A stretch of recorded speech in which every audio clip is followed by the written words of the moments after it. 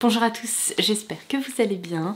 Vous savez quoi, j'ai une petite intuition ce matin. Je pense que ça devrait être une très bonne journée parce que je sais pas si vous avez remarqué qui nous accompagne aujourd'hui, mais ça c'est Kira et alors autant vous dire que c'est un événement très rare parce que vous voyez souvent Madone passer et repasser derrière moi, je fais un petit peu sa star dans mes vidéos, mais Kira nous fait grâce de sa présence aujourd'hui et autant vous dire que ça mérite d'être souligné, ça n'arrive pas tous les jours, donc j'espère que vous allez pouvoir en profiter, qu'elle va rester là un moment. Alors vous savez quoi, la vidéo du jour a failli tomber à l'eau, vous allez comprendre pourquoi d'ici quelques minutes, mais finalement je me suis dit que j'allais tout de même la filmer puisque ça va aussi me permettre de vous proposer un point sur la thématique des calendriers de l'Avent. En ce moment je reçois beaucoup de messages de votre part me demandant si certains calendriers de l'Avent qui sont assez incontournables comme celui proposé par Look Fantastic ou encore celui proposé par Glossybox vont revenir en stock parce que vous êtes baladé sur ces différents sites et vous avez vu qu'ils étaient actuellement indisponibles et là vous comprenez pourquoi ma série calendrier de l'Avent débute dès le mois de septembre et que j'essaye de vous en parler le plus tôt possible parce que je vous le dis chaque année et l'histoire se répète chaque année, on est début novembre et la plupart des coffrets qui sont vraiment les plus attendus, les plus populaires et aussi, il faut bien le dire, les plus généreux et ceux qui valent le plus le coup sont en rupture et malheureusement non, ils ne reviendront pas en stock. Lorsque ces coffrets en édition limitée sont en rupture, ça veut dire qu'il faudra tout simplement patienter pour les nouvelles éditions 2024 et donc patienter jusqu'à l'année prochaine. Donc par expérience, il y a certains coffrets qui sont proposés en édition limitée, voire parfois très limités, qui vous plaisent, n'attendez pas le mois de novembre pour les commander, c'est beaucoup trop tard. Vous risquez, eh bien, comme cette année, qu'ils ne soient tout simplement plus disponible et vous savez quoi, ça m'arrive encore de me faire surprendre par ces ruptures de stock parce que autant pour certaines références je le sais d'avance en fait que d'ici quelques semaines il n'y en aura plus, autant pour le calendrier que je vais vous proposer aujourd'hui je m'attendais pas à ça parce que l'année dernière j'ai l'impression qu'il est resté disponible plus longtemps que ça mais je me suis fait rattraper par le temps, j'ai l'impression de vous filmer des vidéos dédiées au calendrier de l'Avent non-stop depuis quelques semaines et ça ne suffit pas puisque lorsque je me suis rendue sur le site sur lequel j'ai commandé ce calendrier de l'Avent, il n'était déjà plus disponible. Donc c'est pour ça que ma vidéo a failli tomber à l'eau. Et finalement, je me suis dit que j'allais tout de même vous la proposer parce que j'ai déjà unboxé les deux calendriers de l'Avent DIY proposés par la marque Essence et j'ai juste ici également commandé la version proposée par la marque Cousine qui s'appelle Catrice dont je vous parle beaucoup sur la chaîne.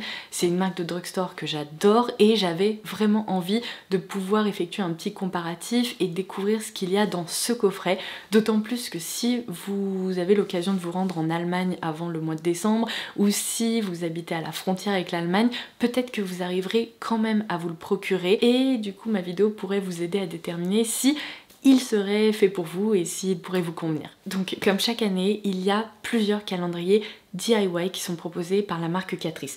J'ai juste ici réussi à commander la Christmas Collection 4, donc j'imagine qu'il y en a 3 autres, seulement impossible de mettre la main dessus. Donc aujourd'hui je vais seulement vous proposer cet unboxing, mais c'est déjà pas mal parce que c'est un très joli coffret. De mémoire je crois que je l'ai payé 40 € à peu près. J'aime beaucoup le design pour lequel ils ont opté. Alors je suis pas très violet, surtout l'association violet et rouge, je trouve ça un petit peu violent parfois.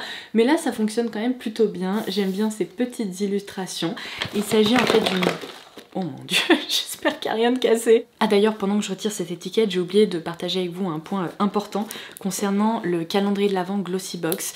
Si vous êtes un peu frustré de n'avoir pas réussi à commander votre calendrier cette année, l'équipe m'a prévenu qu'il propose du stock sur une autre version qui est en fait la version allemande. Visiblement, il leur restait des quantités pour ce calendrier de l'Avent là, donc ils l'ont intégré sur la page Glossybox France pour que vous puissiez vous le procurer si jamais ça vous intéresse. De mon côté, c'est bon, j'ai réussi à retirer cette étiquette, donc je vais ouvrir cette boîte et c'est parti. Voici la fameuse planche de stickers numérotée que vous pourrez venir déposer sur ces petites pochettes. J'aime beaucoup le fait qu'on retrouve cette illustration, elle est vraiment très sympa. Ce coffret proposé à plus petit prix m'a l'air une nouvelle fois très bien garni, donc je vous montre toutes les références qu'il contient. Je vais commencer par cette palette qui m'appelait. Donc c'est une palette de contouring qui s'appelle la 3 Steps to Contour, qui se présente comme ceci. On a plusieurs teintes à l'intérieur qui permettent évidemment de définir le visage. C'est la teinte 010 All Rounder qui, je pense, fonctionnera plutôt pour les peaux claire à moyenne, mais si vous avez la peau plus foncée, je pense que ça conviendra pas. Il y a une teinte un petit peu plus froide qui permet de créer des ombres, une teinte évidemment un petit peu plus bronze qui peut servir de bronzer, ainsi que cette teinte couleur peau, on va dire en tout cas de couleur beige, qui pourrait presque servir de poudre de fixation si vous avez une carnation qui s'en rapproche. Alors ensuite, un produit de soin, puisqu'apparemment cette catégorie est en effet représentée dans ce calendrier de l'Avent. Il s'agit ici du Hydro Plumping Serum, dans lequel on retrouve 1,5% d'acide hyaluronique, donc c'est tout simplement un sérum hydratant à base d'acide hyaluronique. C'est également un full size qui fait 30 ml. Oh mince, je crois que je suis en train de faire trop de bruit pour Kira parce que je bouge le papier de soie, elle est en train de se tourner, de se retourner, pauvre minette. Alors dans la même gamme, on retrouve le contour des yeux. Alors apparemment c'est plutôt une texture sérum, donc plus légère, qui reste également hydratante dans leur gamme acide hyaluronique, qui permet aussi de décongestionner la zone du contour de l'œil grâce à un embout roll-on qui permet de faire des massages. C'est le genre de truc que j'aime beaucoup, surtout quand j'ai pas assez dormi ou quand j'ai mangé trop salé ou ce genre de choses et que j'ai l'impression d'avoir le contour des yeux complètement bouffé. Je trouve que c'est souvent très agréable. Alors ensuite on retrouve une poudre compacte dans la gamme Prime and Fine. C'est la Mattifying Powder qui est apparemment waterproof. Donc c'est pas une poudre transparente ça. Bah, pourtant ils disent que c'est la teinte 010 Translucent, mais moi je la vois un tout petit peu plus beige clair. Alors on est d'accord, hein, ça reste très clair. J'imagine que s'ils indiquent que c'est une teinte transparente, ça pourra convenir à pas mal de carnations. Faut faire gaffe avec les peaux plus foncées. Ce genre de poudre parfois ça laisse un film un peu blanchâtre quand même sur le visage, donc à tester. Mais en tout cas la texture est hyper fine, très douce, et donc je suis intriguée parce que celle-là je ne la connais pas encore. Alors dans ces coffrets on a souvent un petit défilé de vernis, c'est une nouvelle fois le cas ici. Donc on retrouve tout d'abord celui-ci qui est magnifique, je dois bien l'avouer. C'est la teinte 105 Rusty Rust qui porte très bien son nom puisque c'est une teinte rouille comme ça qui est parfaite pour l'automne. Ouh, ça j'avoue que franchement je suis très intriguée parce que il y a un côté métallique, presque un peu duochrome. C'est vraiment une base cuivrée un peu rose-rouge avec des reflets vert doré.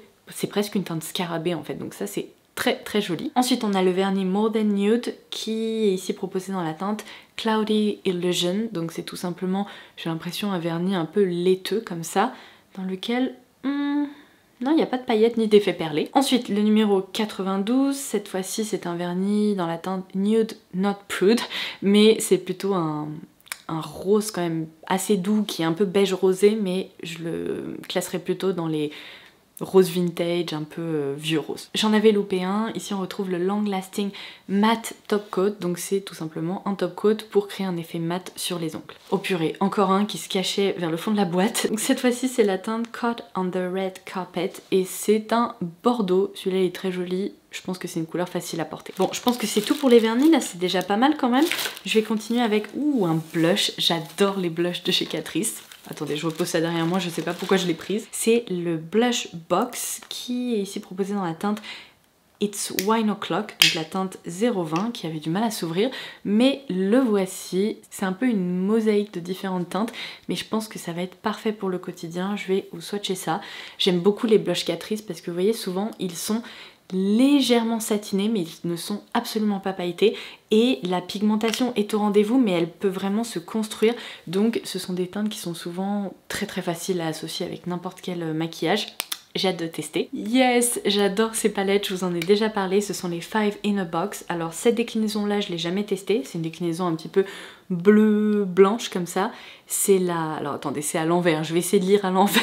C'est la 0,50 Blue Smoky Look. Donc là on est sur une harmonie plutôt hivernale, j'ai l'impression quand même, qui permet à la fois de créer des smokies, des maquillages en effet un petit peu plus colorés bleus, des petits effets fumés gris, et il y a aussi cette teinte très lumineuse blanche. J'ai envie de la swatcher, donc je vais faire ça tout de suite. Oh, ça j'adore. C'est le genre de fard que j'aimerais retrouver dans toutes les palettes, tout simplement pour pouvoir déposer une touche lumineuse en coin interne. Une autre palette s'est également glissée dans ce coffret, c'est The Epic Earth.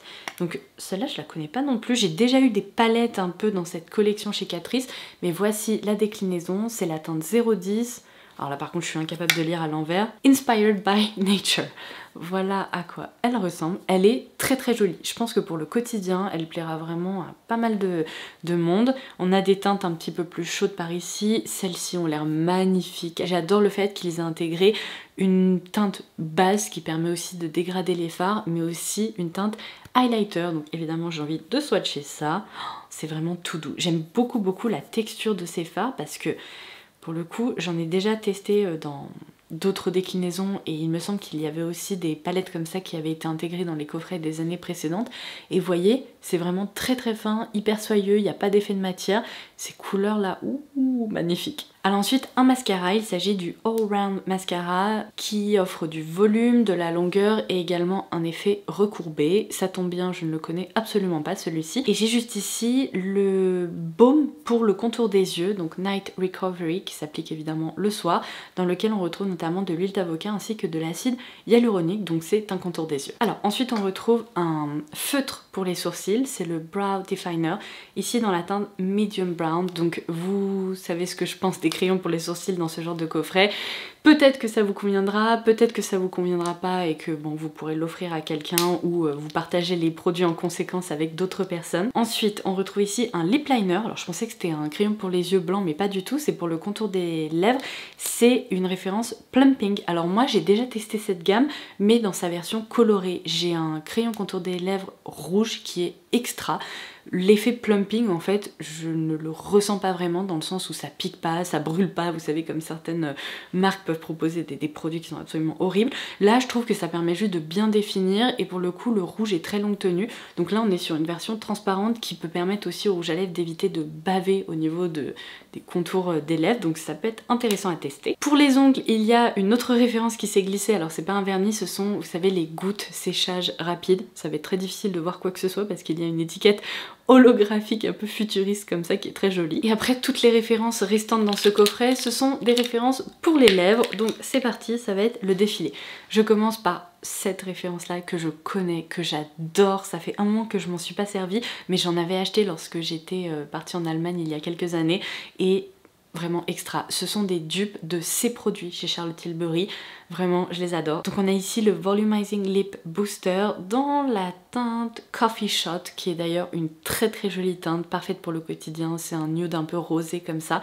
Ce sont en fait des gloss slash baume à lèvres qui sont pas trop collants, qui permettent en effet de repulper les lèvres, mais sans effet piquant ou brûlant. Yes, il y a aussi une autre teinte dans la teinte Every Berry's Darling, ouais c'est ça. Ici on retrouve un effet un petit peu scintillant. Ah j'avoue que je suis trop contente qu'ils aient été glissés dans ce coffret, je vais pouvoir m'en resservir avec plaisir. Mais non. Et il y a aussi la référence transparente, c'est la teinte Ice Ice Baby. Celle-là, je suis sûre de l'avoir déjà testée, mais elle était très sympa. Alors ensuite, on a la version stick de ces Volumizing, donc lip balm cette fois-ci. Plutôt chouette à glisser dans le sac à main, c'est comme un petit baume teinté, ouais c'est ça. C'est la teinte Wonderful Lips. Un joli rose comme ça, moyen je dirais, je vais le swatcher et je vais essayer de pas en mettre sur mon pull blanc, merci. J'aime beaucoup la texture, c'est très fin, c'est assez soyeux et la couleur est vraiment très jolie. J'ai l'impression qu'il y a un très léger parfum de menthe poivrée mais c'est pas très marqué. Alors ça je dois vous avouer que du coup ça m'intrigue beaucoup, ce sont les Power Plumping Gel Lipsticks. Donc c'est sûrement la déclinaison en rouge à lèvres des lip gloss en quelque sorte que je viens de vous montrer. Donc on a juste ici la teinte Magnolia Bouquet et la teinte Blooming Orchid. Je vais d'abord vous swatcher celle-ci. Oh là, il y a des étiquettes partout. Donc la Magnolia Bouquet, c'est ça, ouais, c'est la 020. Oula, alors c'est un rose mais un petit peu plus franc, un peu rose Barbie celui-ci. Je vais le mettre juste à côté. On sent la différence de texture. Ici on est sur un rendu plus crémeux en fait. Donc le voici.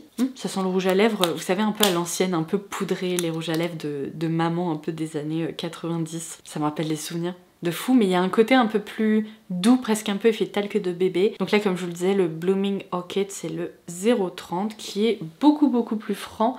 C'est presque un rouge quoi, en tout cas c'est un framboise assez intense. Et enfin le dernier produit qui se trouve dans ce coffret, il faut une nouvelle fois que je retire l'étiquette, j'en suis désolée, c'est le Power Plumping Gel Lipstick une nouvelle fois mais dans cet autre packaging.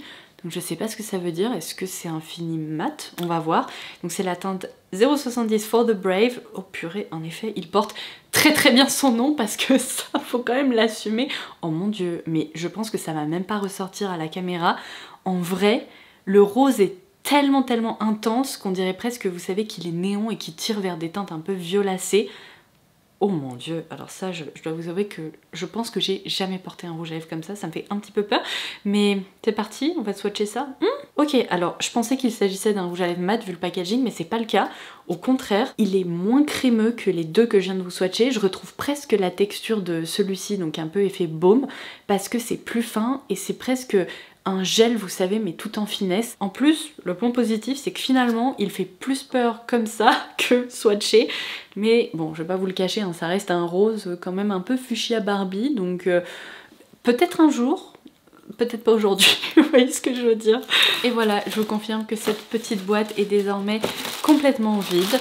Donc on va pouvoir passer à ma conclusion. Bon, il faut dire que pour 40 €, il y a en effet 24 produits full size de chez Catrice, donc ça vaut vraiment le coup. Ça permet de découvrir pas mal de références qui sont proposées au sein de cette marque. Il faut dire qu'il y en a tellement que bon, ça permet de faire un petit tour d'horizon. Je suis assez contente de la sélection. Dans cette déclinaison numéro 4, il faut quand même apprécier les rouges à lèvres plutôt rose, parce que quand on regarde là les swatchs que je vous ai proposés, ils tirent tous plus ou moins vers des roses plus francs ou un peu plus foncés.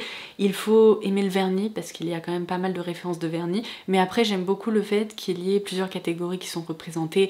Il y a des palettes pour les yeux, pour le teint, il y a également des poudres, mascara, produits de soins, bref, c'est quand même un coffret très chouette. Donc j'espère que cette vidéo vous aura plu et qu'elle m'aura également permis de répondre aux différentes questions qui vous trottaient en tête. Si vous en avez d'autres, n'hésitez pas à le laisser en commentaire ci-dessous et n'hésitez pas également à me dire ce que vous avez pensé de ce calendrier de l'Avent DIY proposé par la marque Catrice. N'oubliez pas que vous pouvez dérouler la barre d'infos pour avoir accès aux différentes petites choses que j'ai pu mentionner dans cette vidéo. Bon, malheureusement pas au coffret qui se trouve derrière moi parce que comme je vous l'expliquais, il est en rupture sur le site sur lequel je l'ai commandé, mais si vous avez des bons plans, des adresses en Allemagne ou à la frontière, etc., vous pouvez également les laisser, ça pourra toujours être utile pour d'autres personnes. Donc sur ce, je vous embrasse et je vous dis à très vite. Bye bye!